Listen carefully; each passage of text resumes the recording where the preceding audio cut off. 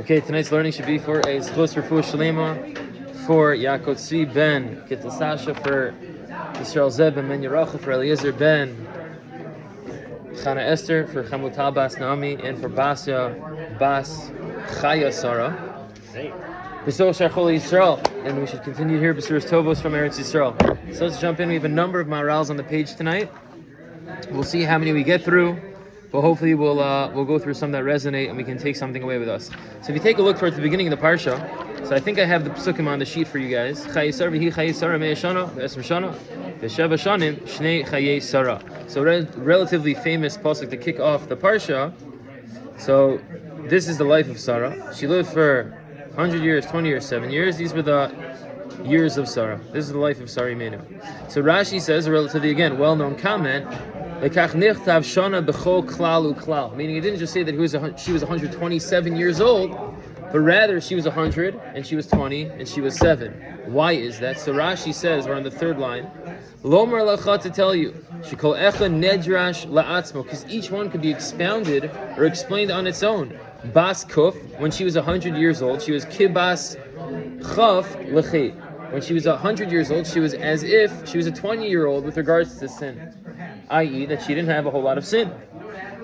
Ma bas chaf lo chata. What does it mean that she was bas chaf lo chata? Share ina bas anashin, or unshin, that she had no punishment. She wasn't liable or chayiv for anything. She was good. She was in the clear. Af bas kuf below chet. So too, when she was 100 years old, she also wasn't liable. She wasn't going to be punished in any sort of way. She was good. She was pristine. Ubas chaf kibas zayin liyofi. And Rashi concludes saying that when she was 20 years old, she was like 7 years old with regards to her yofi. We'll translate that as beauty now. So many Mefarshim were just bothered by that. You would think it should be the other way around, right? A 7-year-old girl is pure and tamim, so she has no chatam, and a 20-year-old girl is presumably more beautiful than a 7-year-old. So we should have said she's like, if we're talking about chait, we should have focused on, she's like 7, and if she's like yofi, it's as if she was 20. The Maharal says like this. We have to understand what yofi means. V'im tomar lama mishabech osa hakasav biyofi. If you're going to say, why is it that the Torah and Rashi, the way Rashi's understanding the pasuk, Rashi is praising her beauty. It's kind of a puzzling thing for Chazal, for Rashi to be impressed by. Well, Sarah was so beautiful. And we talk about the midos of the avos, right? Chesed, gevura, tiferes. We don't usually say like handsome or strong or it's not what we're going for. And after all, we say in Eishes Chayil, pasuk in Mishlei, v'halok siv sheker achein. So it seems to be that behevel hayofi. It seems to be that kind of physical, material beauty is not what we're necessarily drawn to or really going for, I should say. So why is it that Rashi seems to be praising Sarah Imenu b'derech her yofi? Everybody with me so far? Maharal's kasha. Vinir Lomar. And again, for those of us who are just joining the shir, so the Maharal and the Gur Aryeh is a commentary on Rashi. So what he does is he'll often look at Rashi. Sometimes he quotes it in full, sometimes he quotes it in short. But he'll say, I have a problem with Rashi, and he'll then go through it. As one of my chavrusas used to tell me when we would learn Gur Aryeh, some Maharals on Rashi are more Gur and some are more Aryeh. Right? Some are more technical and they're very much detailed and in the weeds of Rashi. Why did he use this word? Why was his grammar like this? And some of them he used to call them as like those are the Aryehs. Those are the ones that are a little bit more gishmak. But nonetheless, the Maharal is a commentary on Rashi. So he says like this: V'nir Lomar, Tekro lo Iri biyofi. The pasuk's not talking about her physical beauty when we talk about yofi. Rather, we're talking about something that is conveying her spiritual stature. We're highlighting a ruchni feature of Sarah Imenu. A person is comprised of two components, miguf v'nefesh. We have the physical side of us and we have the spiritual side of us. V'higid l'cha hakasav, and the Torah is coming, or Rashi is coming to tell us, Shesara haisa shlema b'chol elu hashtei chalakim. Sarah Imenu achieved shlemos on both levels, both on a physical level and on a spiritual level. V'lo haya ba chesron, and there was no chisaron, there was no lacking, there was no void in her avodas Hashem, whether with regards to her shleimus haguf or whether with regards to her shleimus hanefesh. As Maharal continues, im shleimus haguf, there you go, vim shleimus hanefesh. On a physical level and on a spiritual level, she was complete. She made it. Haysa shleima b'chol elu shnei chalakim, v'lo haya ba chisaron. Now, just before we continue, even it's an interesting. What does it mean to be shalem b'guf? Does it mean like, I don't know, a person eats right and they exercise and they sleep right? So there's a certain sense of shlemos. What do you think, Zia? You're thinking, speak, I see it. What do you got? What do you got? An idea that like the guf is almost like the achsania of the neshama. Right. Like, so you have like a like pillow, like when you would go wash. When you would shower. Yeah. Like, I'm going to do a mitzvah. Beautiful. Like, so there's some element of like the way we take Meaning care his of showering was part of his avodas Hashem because he needed to have a clean guf to house the neshama. Okay, good. So you want to say that there is a milah of taking care of your body, and that's a form of trying, like that's reaching or striving for shleimus in on a guf level. Okay. Anybody else? What do we think that there's a shleimus on a guf level? So let's continue the Maharal and see if he fleshes it out, and otherwise we'll speak it outside. Im shleimus haguf, deha bas chaf. She was 20 years old. Haisa kibas zayin liyofi. With regards to the shleimus haguf, so again we said when she was 20, it was as if she was 7. V'hayofi hazeh shu eno lefi hateva v'lefi haminag yora al shahagufu naki v'hu bahir mibli siyag. So what happens when we say that she's 7 years old? It means that she's pristine and pure to the extent that there's nothing getting in the way of her neshama. Her guf is a guf naki. Her guf, her body, the material physical side of Sarah was pure and pristine like a 7-year-old girl. Meaning, you want to call it the taiva and the different things we get involved in as we get older that can pull a person away from ruchnius, that distracts a person from spirituality. So those didn't exist in a 7-year-old. So when we're saying she was bas 20, when she was, at that age of a young adult, where the Yetzer Hara is very strong and people are going out into the world, etc., she was like a 7-year-old. And the physical material side of her wasn't getting in the way of anything. So we're saying that when she was 20, it was as if she was 7. It doesn't mean when we say shleimus haguf that like she worked out and she slept and she ate right and all the different things that we do to keep her body healthy. What is more, the shleimus on a guf level was that the body wasn't an impediment, that the physical component of her wasn't an impediment for her avodas Hashem. So in a way, from the Maharal's perspective, shleimus haguf almost means like I don't call it like a diminishment of or a mitigation of. I don't know if diminishment is a word. Mitigation of the Yetzer Hara. Oh, mitigation of the Yetzer Hara, right? And the Yetzer Hara is going to say everything from the Yetzer Hara within the Maharal's perspective and Hashkafa is that the Yetzer Hara is very much Gashmi. So the less Gashmi, the less involved or enmeshed we are in Gashmios, so then the freer we are from the Yetzer Hara, right? So what does it mean that she's like, when she was 20, she was like she was 7? Because a 7-year-old doesn't have such strong Yetzer Hara for taiva and things like that, or for physicality, for materialism. So therefore we're saying that she was a person who almost mitigated the guf to the extent that it wasn't preventing her from growing more in avodas Hashem. Are we with me on this? I think on the other side also, like, Yosef almost got himself in trouble by like getting into Gashmias a little bit, taking care of his hair, right? That's why we have video, just for me to do that. Kamoshe Timsa Isa Moshe Rabbeinu, we see a similar parallel to Moshe Rabbeinu. Lo kasa ino v'lo nas lecho. At the end of Sefer Devarim, when Moshe Rabbeinu is about to check out from this world, so there was no chisaron in it, like his eyes didn't dim, right? His body wasn't lacking. So we're not talking about like a mitigation of the guf of saying like I'm not eating and I'm not like whatever, not taking care of myself. But when we talk about shleimus haguf, we're focusing on the idea that the physicality isn't distracting us or pulling us away from ruchnius and spirituality. Umash ha'isa bas kuf, when she was 100 years old, it was as if she was 20. Yora amaylas hanefesh v'hinei ha'isa shleima bakol. We're talking about her growth in avodas Hashem. There were no onshim. Even when she was 100 years old, she was someone who didn't have any, there was no chatam, there were no liabilities, so to speak, from a chet level, from a sin level. that were also holding her. So even when she got to 100, her slate was clean and she was good. She only had, kilu Torah and mitzvos and nothing on the negatives. She was totally in the green, nothing in the red. So again, it's like an interesting perspective to think about for ourselves, to recognize, like the Maharal is saying, that every single person is comprised hashtei chalakim, or comprised mimneisha adam hu mechuber mishtei chalakim miguf nefesh.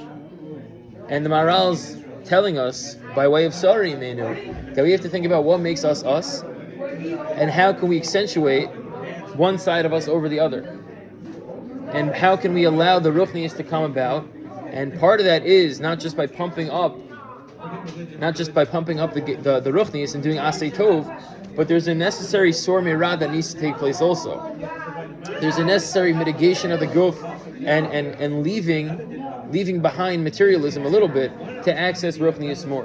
And the Maharal talks about this in a number of places. In the Siv HaTorah, he talks about this a lot. The Maharal he says this in really a lot of places. In the Siv HaTshuva, he talks about sin always comes from being enmeshed in the Gashmis. He has a lashon here. Ki achet. He says ha'eder hachet moral mailas nefesh. It's not exactly the line I was thinking. Well, he says this line in the Nesiv HaTshuva that the more connected we are, the more caught up we are in Gashmius, the more likely we are to sin. The more we can kind of move away from Gashmius, the more inclined we are for Ruchnius. And he says in the context of Torah also, to access Torah in a real way, to be able to receive Torah, be makabel Torah properly, we have to move away from Gashmius also. That's why the Gemara in Eruvin talks about a Talmud Chacham, when he eats is compared to an animal. Eat like an animal. Now that's not something you wouldn't normally associate with Talmud Chacham. The guy eats like a chaya, like what does that mean? So the Maharal explains this Gemara in two different ways. It says either you eat like a chaya because you're willing to eat when it's not ready yet. You'll eat it raw, ki'ilu. Again, not like mamish raw, but like you'll eat it before it. You like your steak, I don't know, 112 degrees internal temperature. I don't know, like everyone's into that kind of stuff. Talmud Chacham just eats. It's not perfect. It's fine. I need to eat. I need to get back to the base medrash and keep on doing my stuff. Or they'll eat it cold, meaning it was cooked and everybody ate and you're getting to the steak and it's not hot anymore, but you don't mind, you're going to eat it also. Why? Because you don't care about the guf, you don't care about the gashmis, you just want to access ruchnius. I think it's a chashuv thing to think about, again, just how we relate to ourselves, what makes us us. I think we've said this in the past, that when Adam and Chava were in the Gan, so they were naked, but they weren't embarrassed. Why weren't they embarrassed? Because they defined them before the chait, they defined themselves as a neshama. They only view themselves from the spiritual perspective. So they were naked, right? But why didn't they care about that? Why did they only become embarrassed after they sinned?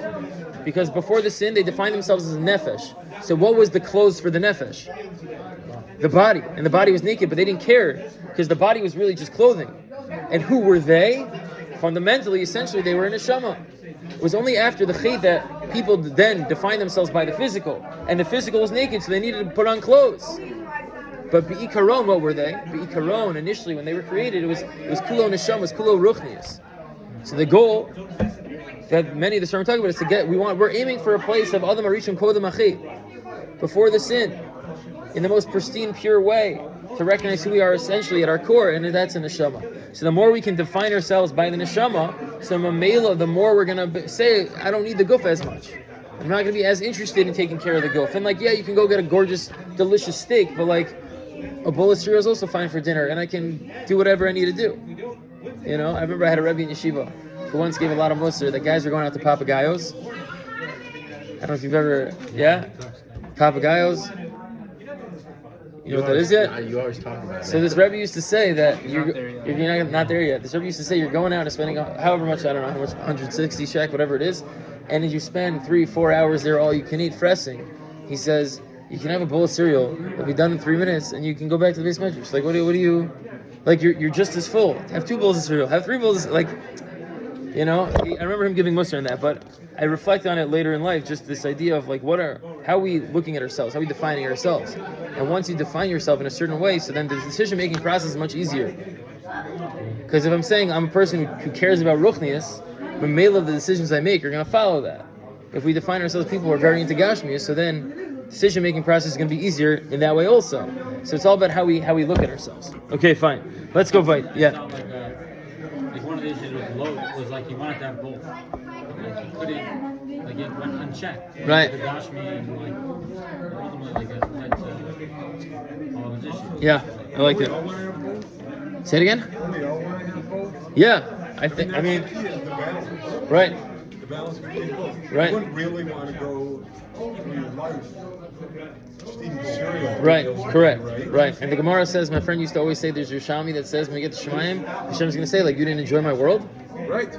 You know, so, Give it speech. right, exactly. Shabbos, Oneg Shabbos, Simchas Yom Tov, you remember we learned that sugya? So yeah, for sure. But then again, the question is, A, the balance, and B, what's the focus, right? So even on a Yom Tif, right? So like we said, Chatzi L'Hashem and Chatzi L'Chem. So yeah, you're supposed to have Geshmak food.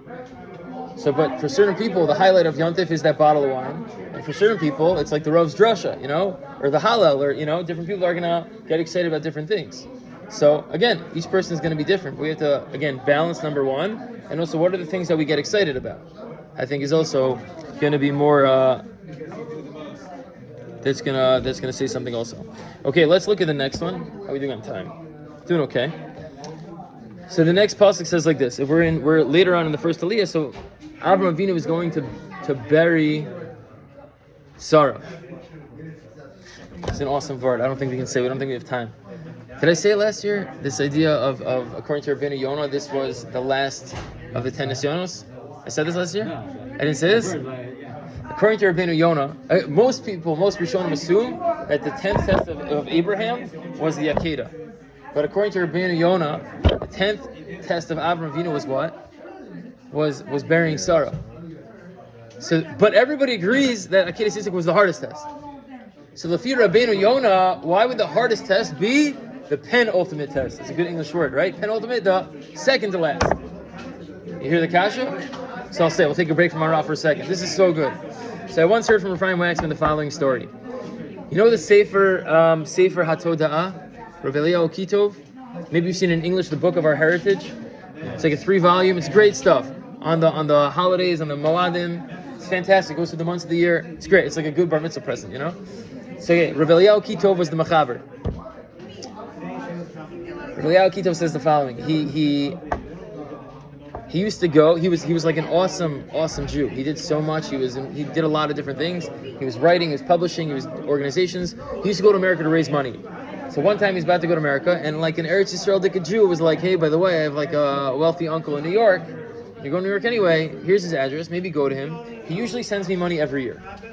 Help support me, whatever, Kola learning, I don't know, whatever the guy did. He didn't send me money this year yet. He probably forgot. Just go send regards to him. I'll be like, oh yeah, Yankel, here's a bunch of money, whatever it is. He says, okay, Beseder. He goes to New York. I don't know how long, a month, 2 months go by. And Rav Eliyahu Kitov comes back to Eretz Yisrael. And he hands the guy a bunch of shkalim. And he says, what's this? He says, oh, this is, your uncle. And he says, it's so strange. He never sends shkalim. He only sends dollars.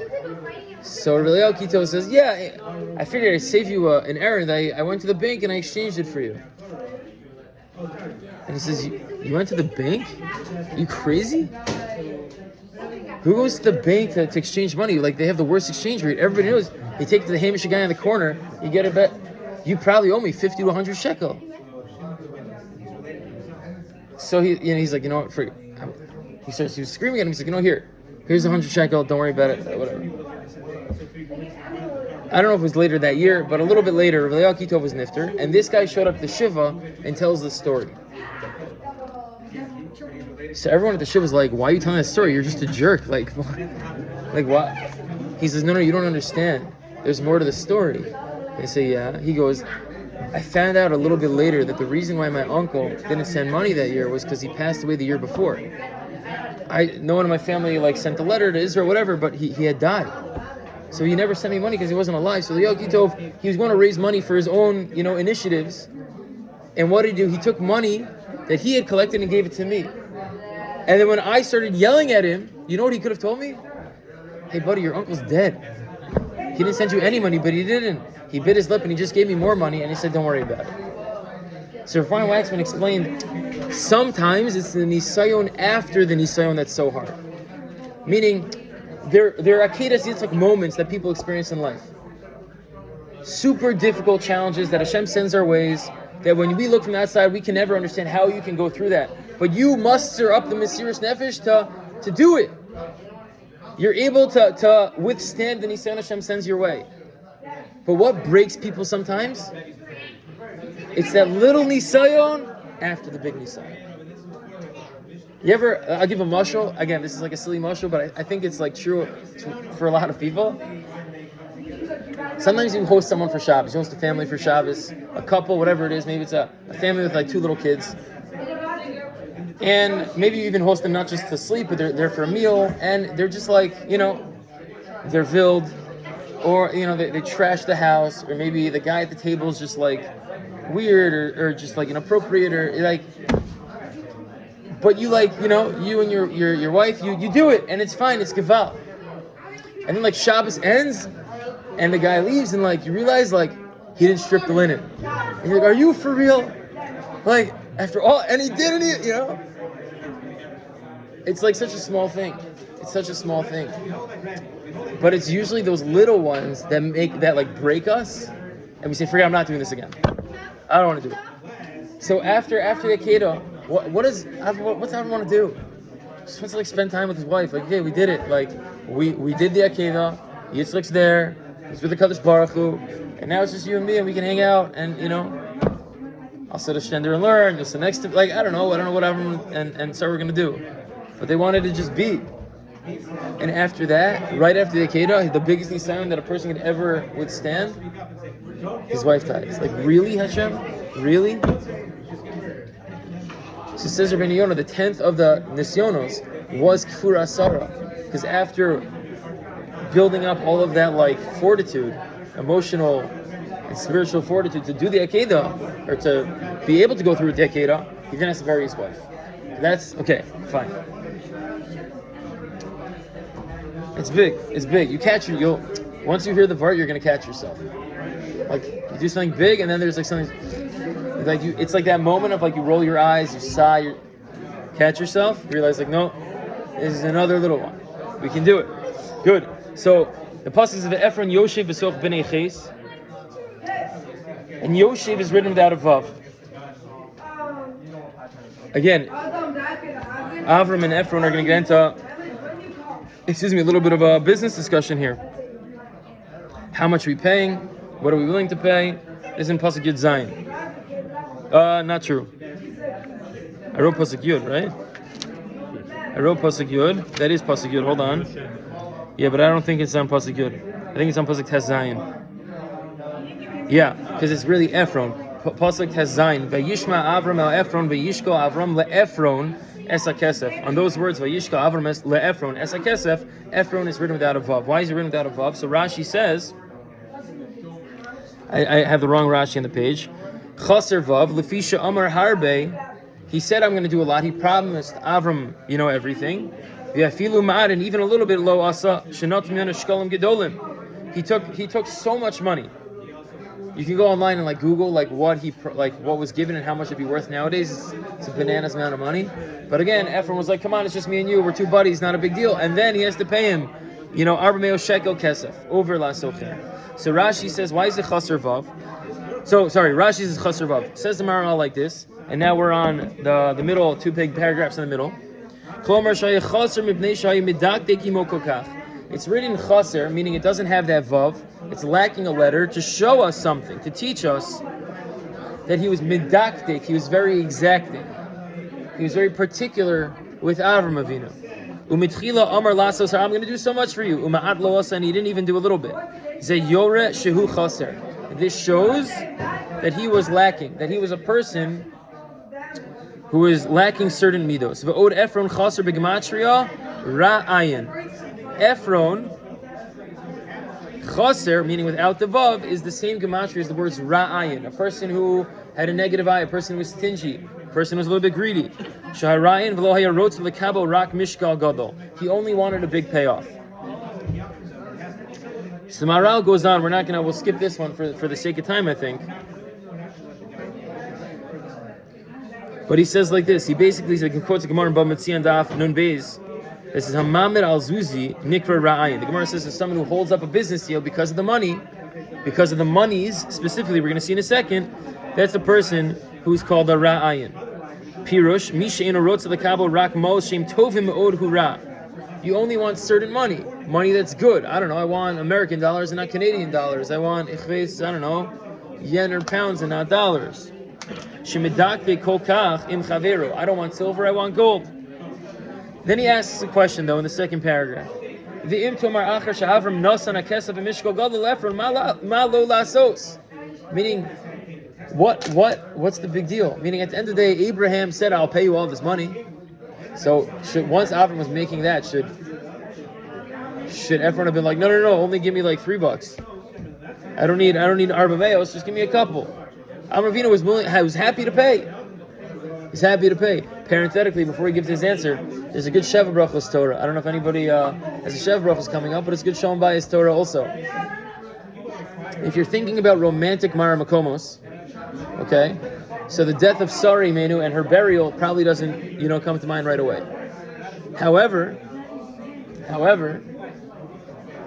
the Gemara in Kiddushin, beginning of Kiddushin, you learned this year, this summer, right? Where do we learn Kesef Kiddushin, Kicha Mistei Ephron? We learn the idea of acquiring a woman, so to speak, in the context of marriage, is learned out from Avram Avinu acquiring Maras Machpelah to bury Sarah. Like that's the Mara Makom, that's the source for marriage, the burial of Sarah. Not so romantic, not so hatzitazi. So the Baba of a Rebbe says something gorgeous. He says, if you think about both Avram and Ephron, what were their perspectives? Avram Avinu said for 400 meos shekel kesef, 400 shekel kesef, he was acquiring a burial plot, l'dorei doros for the Jewish people.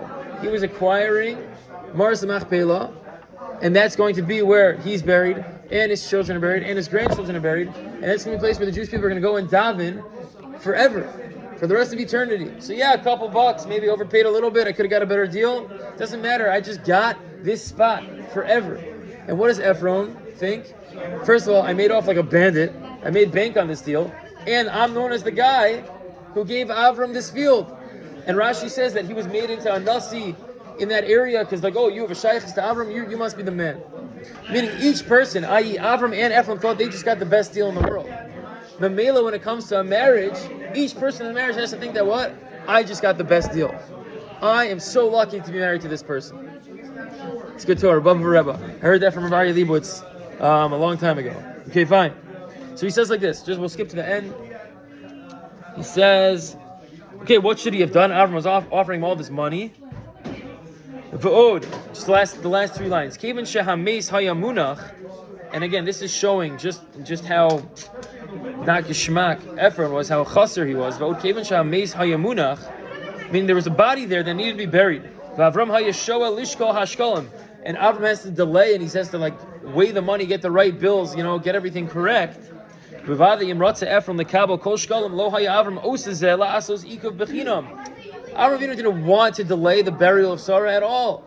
Had Ephron been willing to take any kind of denomination, any sort of bills, any sort of weights or whatever it is, gold, silver, I don't know, it doesn't make a difference. So it would have been done right away. We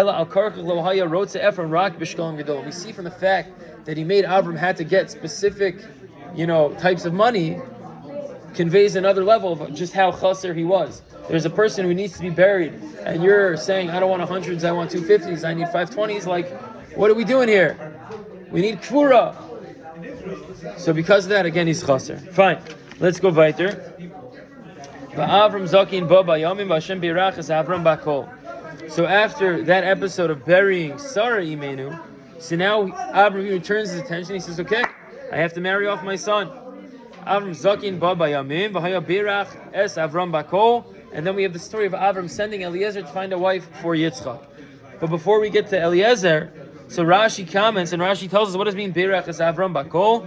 Bakol Ola B'Gematria Ben 52. Hashem blessed him with everything. That's Gematria son. And now that he has a son, Rashi says, Hayitzarich la'asio isha. Now he has to find a daughter or a woman to marry a son. Great. Says the Maharal, Big Matria Ben De'im Lokin Mai Inyano Likan. Meaning, what shaykhis? Shakadosh Baruch Hu Berach Avram Bakol. What's happening here? Meaning, Im Lokin, if it wasn't for the fact that it's the gematria of Ben, okay, Mai Inyano Likan, why are we saying that God blessed Abraham with everything? What does that have to do here? Okay, but now I have a question, says Maharal, and that why wasn't it Ben explicit in the pasuk?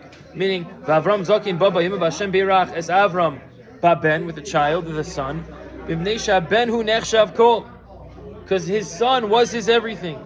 Sha'ad Shelo Haya Lo Ben Lo Haya Nechshav Lo Leklum Kol HaBracha Shebarach. It says to Maharal something beautiful. We all experience bracha. We all receive shefa from HaKadosh Baruch Hu. There's so much tov, there's so much good in life. But if we don't become a conduit for that bracha, if we're not there to pass it on to the next generation and perpetuate that, so then what good is that bracha? If it's just for ourselves, so we keep it to ourselves. Avram Avinu was looking to spread this idea of Yediyas Hashem. The Rambam in the Mitzvahs essay, Avas Hashem, talked, what does it mean to love Hashem? Avram Avinu, Echad Haya Avram. Avram was unique in Hashem's eyes because he was a person who spoke about HaKadosh Baruch Hu, who was Mefarsim HaKadosh Baruch Hu in this world. He told people about his Kadosh Baruch Hu. And he said, I need a child to what? To continue that. All the bracha that he's received, without a son, Lo Haya Nechshav Lo Leklum, Kol HaBracha Shebaruch Hu Mipnei, because She'amar Avraham Hashem Elokim, Matitin Li, Uben Mesek Beisi Yorei Shosi. Aval, meaning I don't have a son, so what's going to be? Aval says Mara, Achshav Dahaylo Ben, now that he's a kid, Haya Hakol HaBrachos Shelo Brachos, Velo Kodem Makach, meaning to an extent everything he received wasn't a bracha until he had a son. Because it was good, but it was limited. It was confined to Avram and Sarah, and maybe the people that they could bring into their house, but now that they have a son who's going to continue their legacy, they guarantee that it's going to go on to the next generation. Which I think just helps us understand that sometimes we receive bracha and there's so much good in life, but we have to remind ourselves the good can't stop with us. We need to perpetuate it, we need to continue it, we need to pass on the Masorah, and that allows for more good to come into the world. Okay, Geval, let's say one more Torah. This is a really pretty one. The Maharal comments, turn to the back page here. So Eliezer goes and he's trying to find a wife for Yitzchak. Rivka at the well, right? Maybe we've heard the song before from kids. And after it's clear to him that she's the one, so he gives her a gift. And the Torah says, let's just make sure we get it. Vahikasher kila gamalim lishtos vayikach haish nezem zahav beka mishkalo shnei tzimidim al yadeha asara zahav mishkalam. So in Pasuk Chav Beis it tells us that he gives her a gift. He gives her a nezem zahav. I think a nezem is a nose ring. That was beka mishkalo.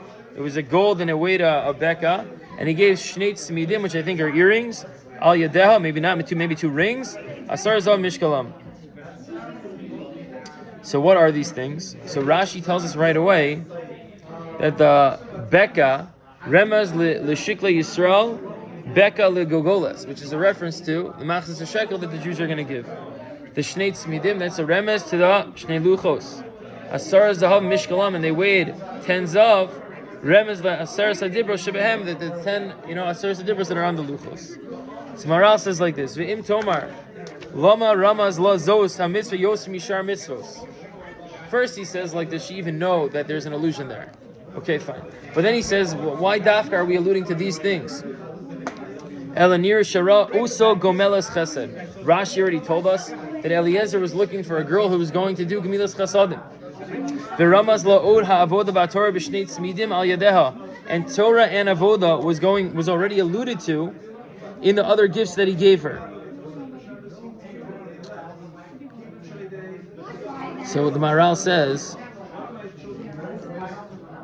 "V'hashda tehelo shlosha devarim shal shloshtan ha'olam omed haTorah va'avoda u'gemilas chasadim." So you have different gifts, and we need to make sure that she is what? We want to make sure that she possesses Gemilas Chasadim.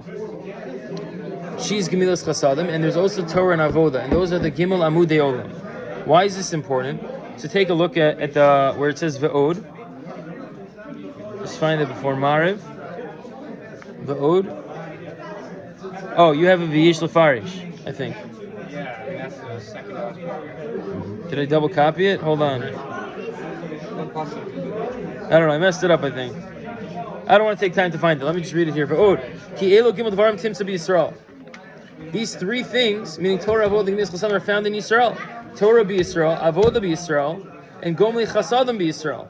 Shekin Amru Zal, Kol mi she'eno gomel chesed, eno miYisrael. The Gemara tells us that the Jews have three simanim. You can identify who a Jew is even without knowing him. And one of those things, if a person is Gomli Chasadim, it means that he's a Yid. But Tam should be Yisrael dafka him elu dvarim. Why is it that the Jews have to possess Torah, Avodah, and Gemilas Chasadim? Again, the Maharal, Rav Hartman quotes it in the footnotes, that we have to have Torah, we have to have Avodah. He says, Torah tziva lonu Moshe morasha kihilas Yaakov. The Torah is a morasha, it belongs to the Jewish people. Number one, Avodah, which is tefillah, also is connected to the Jewish people. Without getting into that too much, but with regards to the karbanos, for the Jewish people, certain karbanos are only shaykh to the Jews. And Gemilas Chasadim now we see is also for the Jewish people. As the Gemara tells us, again, Gimel Simonim Yesh Be'umazo, Rachmanim Baishanim, and Gomle Chasadim.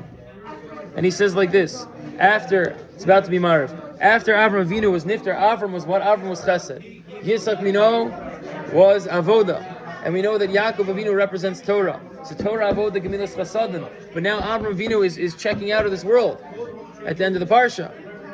So now what? So now there's a chisaron in Chesed. So Eliezer knows Avram Avinu is leaving, and he knows that what? He knows that Yitzchak is a pillar of Avodah. We need to find a pillar of Chesed to take place of Avram Avinu, so that we can perpetuate the Jewish people, and Yaakov can be the pillar of Torah. So Maharal says, "L'chein elu gimel devarim ninu la'avos shehem yisod va'amudei olam." Gemilas Chesed la'Avram Avodah liYitzchak shenek ragam mizbech Torah liYaakov yoshev olim umina avos bal Yisrael, and we are a function of the avos. V'ramaz law, and he's hinting to her, says Maharal, kivan she komelas chasadim, since she did Chesed, roihi sheyavo mimena hazera hamevurach, only because of her as the pillar of Chesed with Yitzchak, the pillar of Avodah, then we cleave to Yaakov to have Torah, and that's going to lead to the Jewish people. Okay, shkoyach everyone for coming. We'll hold it here. Mirchah Shem next Wednesday.